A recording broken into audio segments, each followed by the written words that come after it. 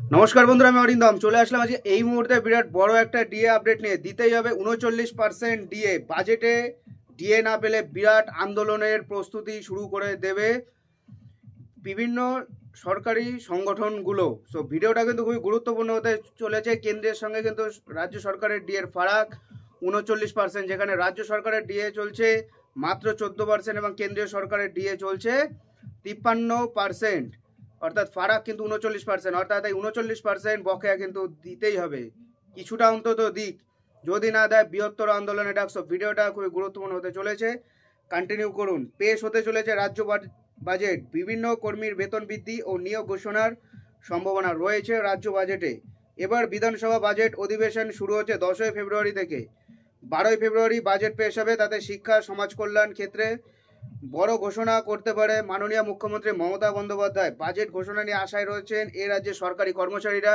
দেন এমনটাও কানাঘুষো শোনা যাচ্ছে, সপ্তম বেতন পে কমিশন ঘোষণা করতে পারে, বাট লাগু কবে থেকে হবে সেটা কেউ জানে না। বাজেটে 39% ডিএ না পেলে বড় আন্দোলনের প্রস্তুতি নিচ্ছে রাজ্য সরকারি কর্মচারীরা। রাজ্যের সরকারি কর্মচারীদের সব বকেয়া ডিএ বাজেট ঘোষণার মাধ্যমে দিয়ে দেওয়ার দাবি জানাচ্ছে সংগ্রামী যৌথ মঞ্চ। এই বিষয়ে কোর কমিটির সদস্য নির্ঝর কুণ্ডু বলেন, রাজ্য সরকার সরকারি কর্মচারীদের সমস্ত বকেয়া ডিএ মিটিয়ে দিক। সরকার এটা করতে বাধ্য।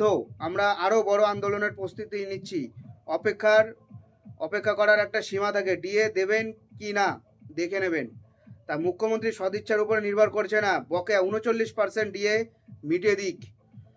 কিছুদিন আগে মর্গ ভাতা ঘোষণা করেছিল কেন্দ্রীয় সরকার, পরে অষ্টম বেতন কমিশন গঠনের কথা বলা হয়। কত শতাংশ ডিএ দেওয়া হবে এ রাজ্যে সরকারি কর্মচারীদের বাজেট অধিবেশনের আগে অঙ্ক কষছে পশ্চিমবঙ্গের অর্থ দপ্তর। তবে সূত্র অনুযায়ী রাজ্য সরকারি কর্মচারীদের 4 থেকে 6% ডিএ দেওয়ার বিষয়ে হিসাব নিকাশ চলছে। যদিও এটা কতদূর সত্য সেটা যাচাই করিনি আমি।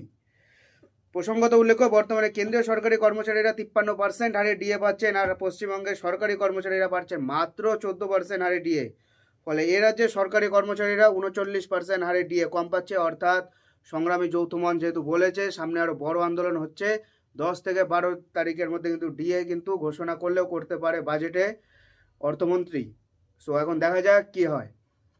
অবশ্যই আমার চ্যানেলটা সাবস্ক্রাইব করবেন। সাবস্ক্রাইব করার সময় অবশ্যই বেল আইকনটা অবশ্যই প্রেস করবেন, যাতে আমি যখন ইনস্ট্যান্টলি ভিডিও ছাড়বো তার নোটিফিকেশান আপনাদের কাছে চলে আসে। ভিডিওটা যদি ভালো লেগে থাকে তো অবশ্যই সাবস্ক্রাইব করবেন। দেখা হচ্ছে পরের ভিডিওতে। নমস্কার।